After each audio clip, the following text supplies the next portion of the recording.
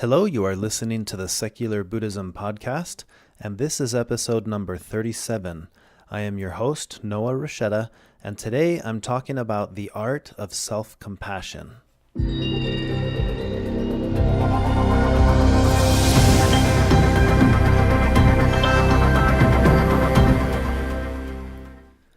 Why are we so harsh on ourselves? Have you ever noticed how we tend to be nicer the further out we go from our inner circle? We're more harsh on a friend than we are a stranger, more harsh on a family member than we are on a friend, and ultimately we're just ruthless on ourselves. And when it comes to how we treat ourselves, the craziest part is that the person giving the beating is also the one taking the beating. Why are we so critical of ourselves? In this episode, I want to explore the idea of self-pity versus self-compassion. What is self-compassion and how do we practice it? But before I jump into that, I want to remind you that this podcast is made possible by the Foundation for Mindful Living, a 501c3 nonprofit whose mission is to make the world a better place by teaching people to live more mindfully. If every podcast listener donated just $2 a month, the foundation could host mindfulness retreats and workshops all over the country and perhaps the world for free. Imagine that. People being able to attend a workshop or a retreat to learn about mindfulness. That's possible. All you have to do is visit secularbuddhism.com and click on the donate button at the top of the page. And one more reminder. The Dalai Lama has said, do not try to use what you learn from Buddhism to be a Buddhist. Use it to be a better whatever you already are. If you're new to secular Buddhism or you're interested in learning more, you can listen to the first 5 episodes of this podcast in order. They are a summary of all of these concepts. Also, you can check out my book, Secular Buddhism, Eastern Thought for Western Minds, available as a paperback on Amazon, ebook on Kindle, iBook on iTunes, and audiobook on audible.com. And for more information and links to those book versions, just visit secularbuddhism.com. Okay, with all that out of the way, now let's jump into this week's topic. Self-compassion. So first, how do we define compassion? In general, everyone has some level of compassion, excluding conditions of psychopathy or something like that. But think of the images of suffering animals on TV. I remember those commercials with Sarah McLachlan playing in the background. Generally, we all feel a sense of compassion when we see stuff like that. Compassion when a family member or a friend or even a stranger is experiencing an instance of suffering.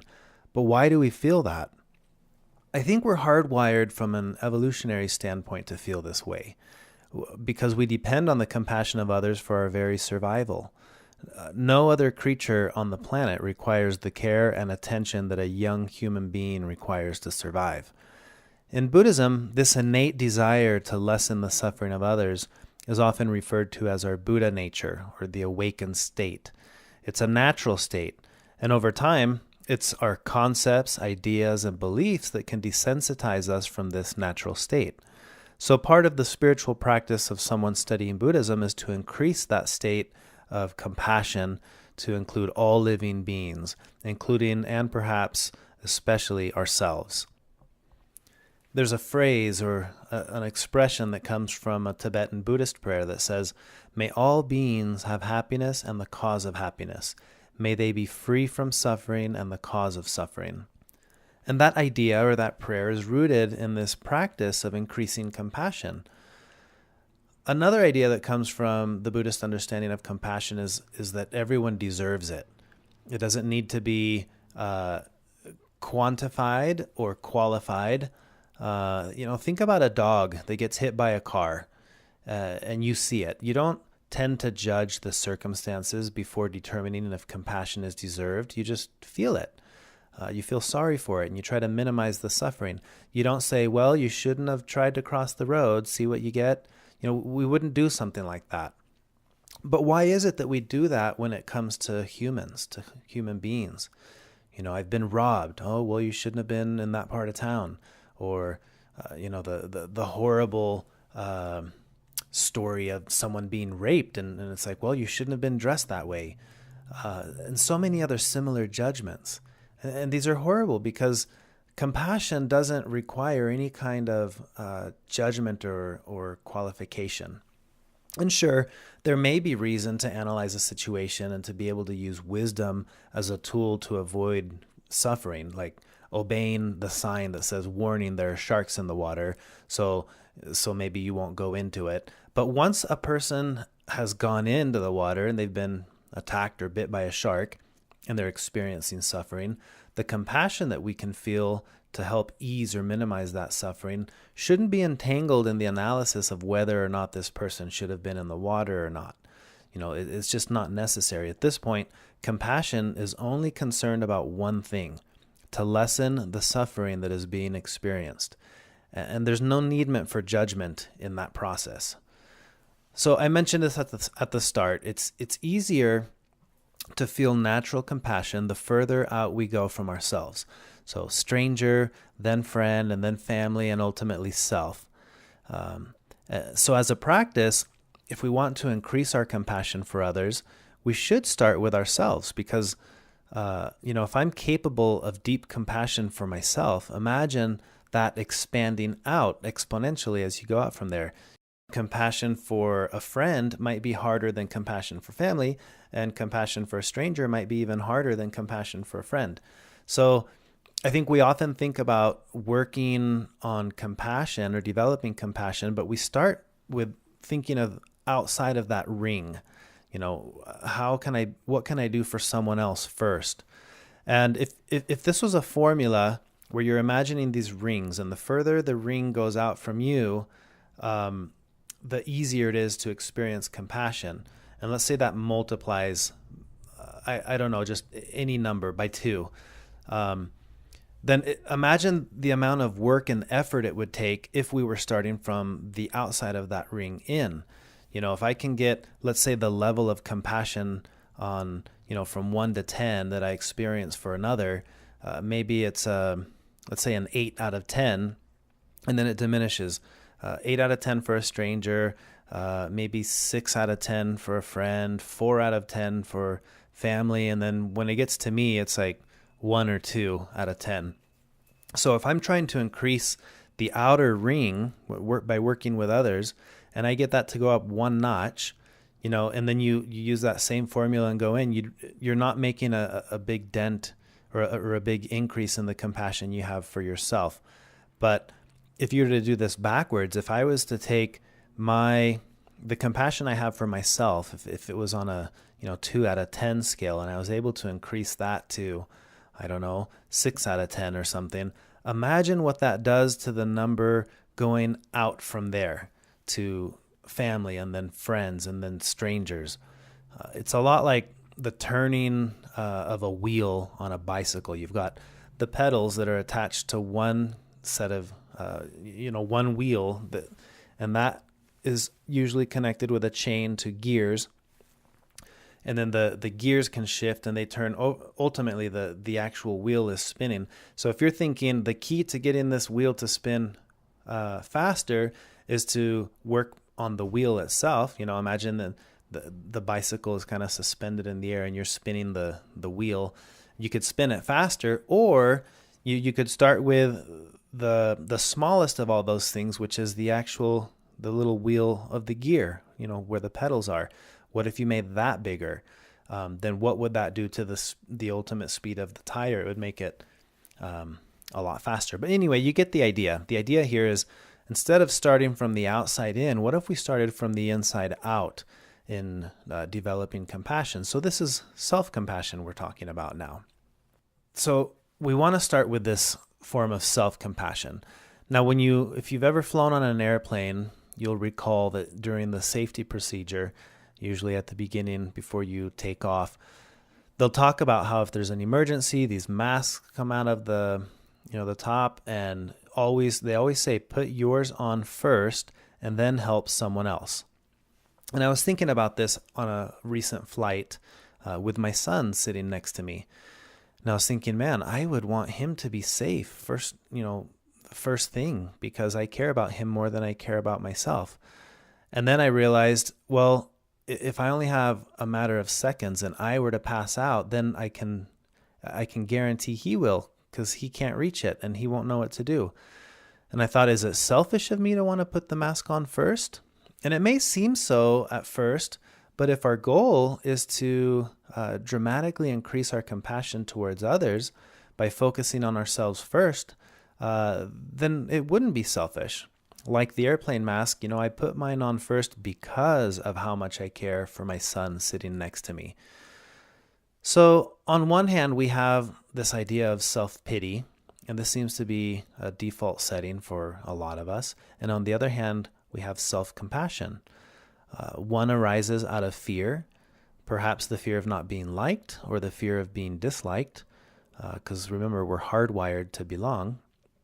And the other one arises out of love. So self-pity arises out of fear, self-compassion arises out of love. And there's an element of wisdom that I want to point out here. In Buddhism, we're always teaching about interdependence. And we continually go back to this idea that all things have causes and conditions. Things inter-are. The flower exists because of the sun and the clouds and the rain and the soil and so on. And suffering fits this understanding. Suffering is also interdependent.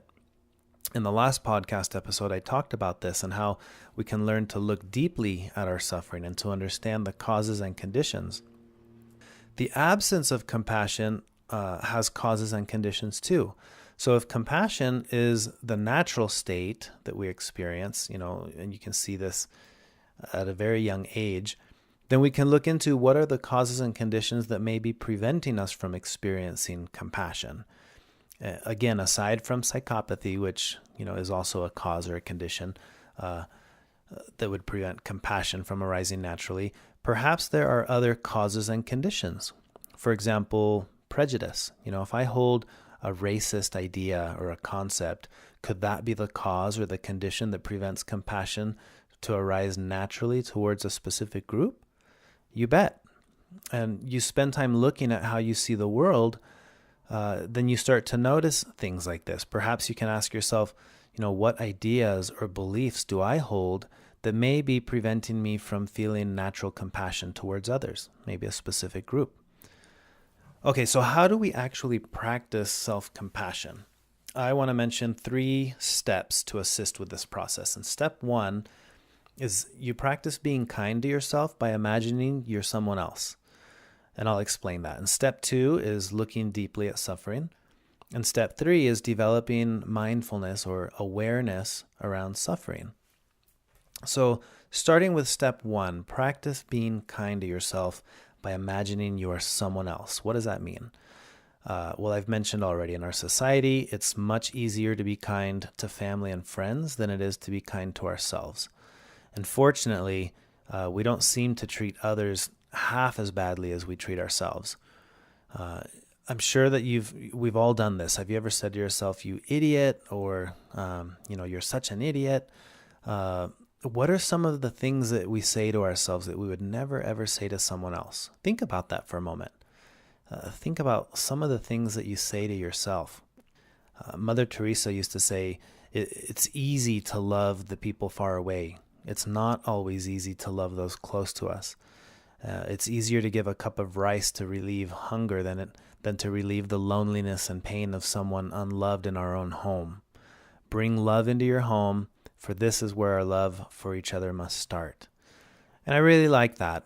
And I would go further. I would add that when we learn to love ourselves, that's when we can truly learn to love others. But it has to start with ourselves, and this is where self-compassion can kick in.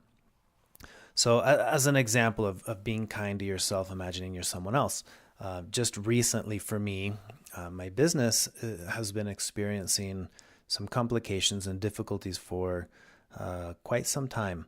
A couple of years ago, I had a big contract with Walmart that fell through, and I've been struggling to recover from that ever since. And then it happened again about a year ago with AT&T Wireless. Similar deal. They ordered all these products, put us in all their stores, and then decided, never mind, we don't want to sell these anymore, and they take it all back. And a lot of these big retailers are notorious for this. Doing business with big box retail can be really difficult for a small company. And I've paid the price for that twice. It's been such a significant price that I've had to pay to take all that inventory back, to scale down manufacturing, that it's put my company on the precipice of failure. And in the last few weeks, I've been dealing with a few other setbacks that have kicked in that are like adding, it's like the straw on the camel's back. And I'm in a very serious predicament now where I'm in complete uncertainty about the future of my company. And it's been stressful and it's been difficult. And I've caught myself on occasions with how I talk to myself about it, thinking, man, you failed. What have you done?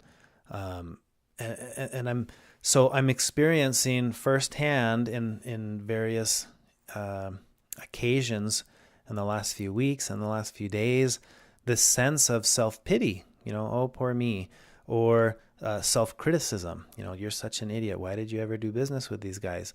You knew this could have happened again after it happened once.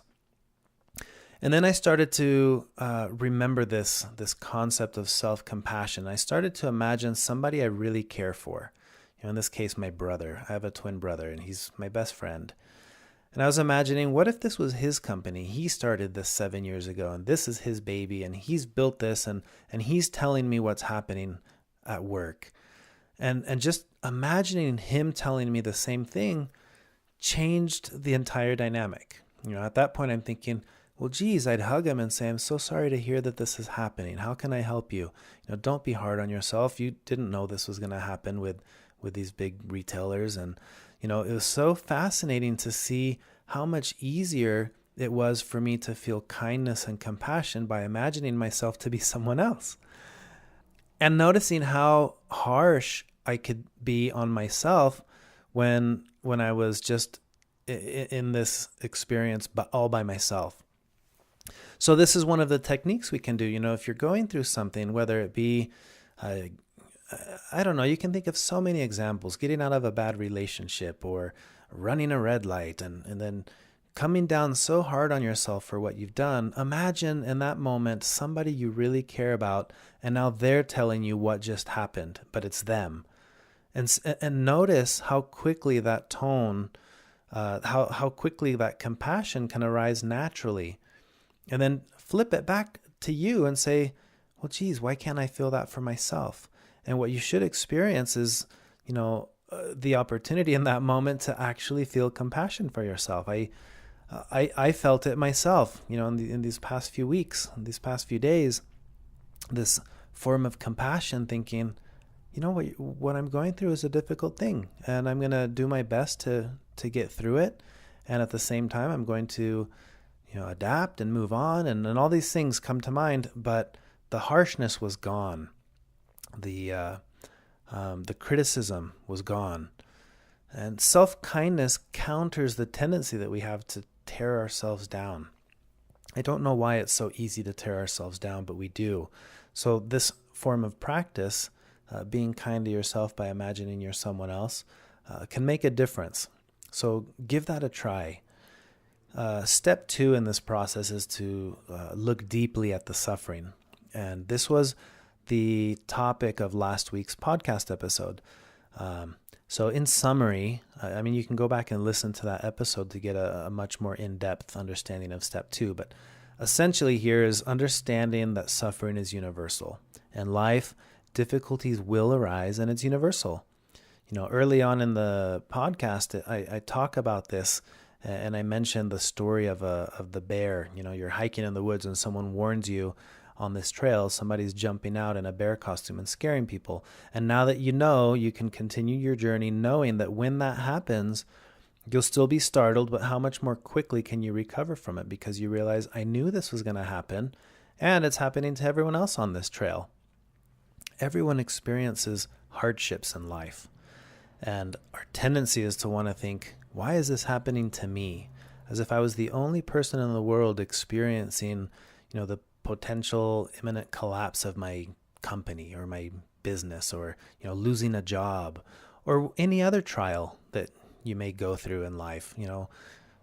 as hard as it is to see this at the time, it's important to understand that you're not alone. Everybody experiences hardships. Another part of this is understanding interdependence. And I think this is central to the understanding of self-compassion because remember, learning to look deeply, looking deeply at an object, the flower as an example. If you learn to look deeply, you'll see that the flower is made up of all non-flower elements, the sun and the earth and everything else.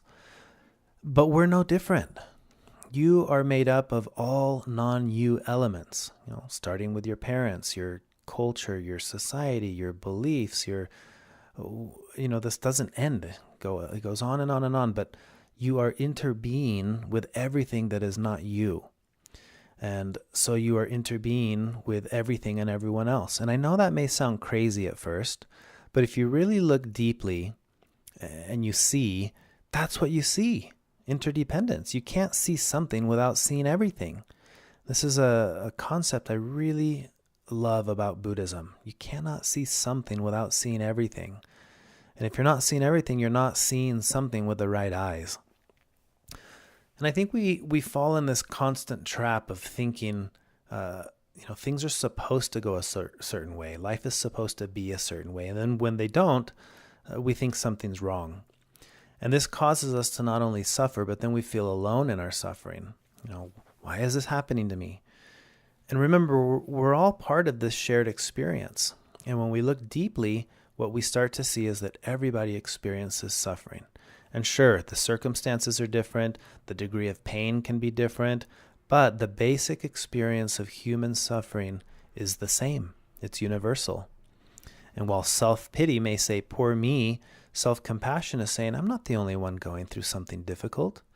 And it can even take it a step further. It can say, well, now that I know what this is like, I can help somebody else who's going through this. So those are things to think about with step 2. Learning to look deeply is understanding that when you look at something, it's not just that. There are always layers of complexity because all things have causes and conditions.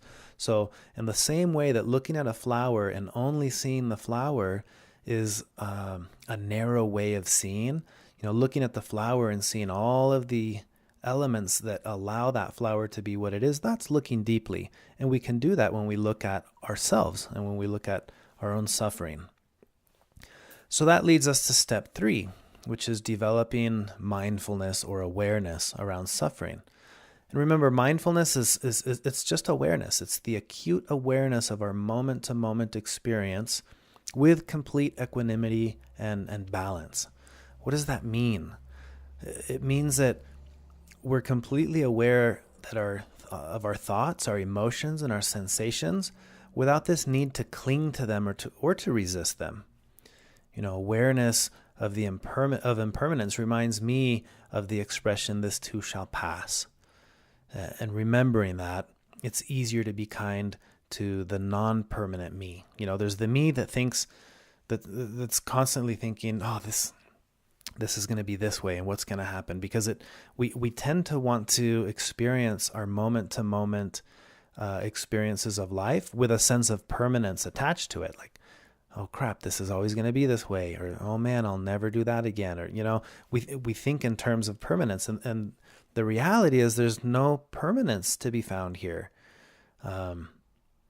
So for instance, rather than thinking, well, geez, I've failed. If this company collapses, I'm a failure. I'm realizing I'm not a failure. I'm simply experiencing failure at something right now. This too shall pass. Can you see the difference in those two approaches? It's dangerous when we get caught up in adding permanence to the way that we see things. And mindfulness prevents us from over-identifying with our thoughts and with our emotions. This is understanding that I'm not angry, I'm experiencing anger. I'm not a failure, I've just failed at something, at this or at that. Being a failure is a mere concept. If you think about it, what does it mean to fail? Failure is always relative to something. There's no such thing as failure without it referencing something, right? I failed to practice my guitar. I failed to meditate. I've failed to continue holding a job, or whatever it is. It's relative to something. Failure is always relative. Because there's no absolute in there, you cannot be a failure. You can't. Sure, you can fail at something. I failed at a lot of things. We all do. But we're certainly not failures, because that's impossible. And mindfulness can help us to understand that through the understanding of impermanence, or the nature of change. Things are always changing. So, if you're in a continual state of becoming, how do you fail? It's not over, it's never over, because change is the only thing that's always happening. So there is no permanence there. And when your perspective shifts to allow you to experience this self-compassion, what you'll find is that you not only transform your own life, but it starts to transform the lives of everyone we interact with. Because when you become a better whatever you already are, it allows everyone else around you to become a better whatever they already are too. Do you see how that works? And so rather than starting with that outer ring, what can I do for others? What can I do for friends? What can I do for family? Like, bring it in. Bring it to the core of what can I do for me? How can I learn to develop compassion directed at me, and self-compassion. And I want to make a note about this, because self-compassion should not be about trying to make our pain go away. It's not like we're trying to minimize the experience that we're going through. We're not trying to manipulate this, the experience that we're having. That makes self-compassion a new form of resistance, and that inevitably makes things worse. So I'm talking about self-compassion as the art of becoming more comfortable with discomfort. Self-compassion doesn't take away the suffering I'm experiencing. It creates space for it. It allows it to come sit at the table and be like, yeah, I'm going through this and I'm experiencing that. Well, let's sit with it. Come join us at this table, anger or sadness. Let's have equanimity here. And that's what self-compassion can allow for. And it starts internally. So maybe what you can do is try this exercise for this week. When you hear that voice of self-criticism or of self-pity, which you will, we all do, try to imagine for a moment someone that you really care about. A parent, a sibling, a spouse, a child, anyone. Imagine that they are the ones going through whatever you're going through, whatever you just did. Notice how the tone of that voice, that internal voice, changes when you're directing it towards someone that you already care for. And then when you feel that compassion arise naturally, turn it and channel it towards yourself. And remember, if there's the you that you think you are, and there's the you that can observe that you, then you can certainly create a space for the compassionate you to empathize with the you that's experiencing the suffering. Now, if that's kind of hard to understand, then I'll leave you with this quote by Alan Watts that you can think about for the rest of the week. He says, there was once a man who said, though it seems that I know, what I'd really like to see is the I which knows me when I know that I know that I know. So there you go. Think about that. Mull over that for a week. So before I wrap up this week's episode, I do want to share one last thing. Leo Tolstoy said, everyone thinks of changing the world, but no one thinks of changing himself. My personal goal is and has been to teach mindfulness in a way that's universally accessible and easy to understand. And that's why I've started this podcast. That's why the content on the podcast is free. It's open to anyone in the world.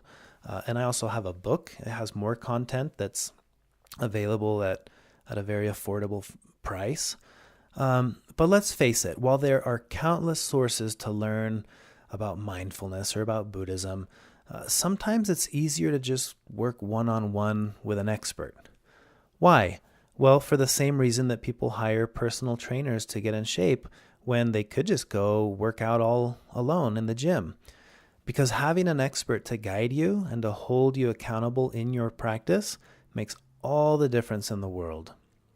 So with that, in light of the recent changes that I am experiencing with my career and with my business and with my potential source of income, I'm happy to announce that I am going to be offering one-on-one mindfulness coaching for anyone who's interested in deepening their mindfulness practice. And some of you may already know that I've been training rigorously for the past several years in a Buddhist lay ministry program. And this is exactly what I've been training in, how to teach mindfulness. And now I'm ready to start teaching that to others in a one-on-one format. And I know that this isn't the right format for everyone, but here are some of the things you can expect from one-on-one coaching. What I plan on doing is putting together a customized 6-week mindfulness coaching plan designed entirely around your schedule. So there would be 6 hours of one-on-one teaching and learning. It could be an hour a week. It could be 30 minutes twice a week. We could schedule that however. We would go over specific topics that are generally barriers for mindful living and talk about, the understanding of these topics, how to overcome the barriers, and just be able to look deeply at any specific instances of suffering that you may be experiencing at this time in your life. And just keep in mind, I'm not a counselor, I'm not a therapist, I don't have the answers for you. I'm here to help you discover your own answers through mindfulness in the way of the Buddhist tradition. So working with me, you would learn to make meditation a daily habit. I'll check in with you every day. And at the end of the 6 weeks, if you're not 100% satisfied with the coaching you've received and the knowledge you've acquired, you would get a full refund, no questions asked. Now, a session like this, 6 weeks of coaching, would only cost $299. And that's to work one-on-one with me for a full 6 weeks. It's the same as the average cost of working with a trainer on your body at the gym.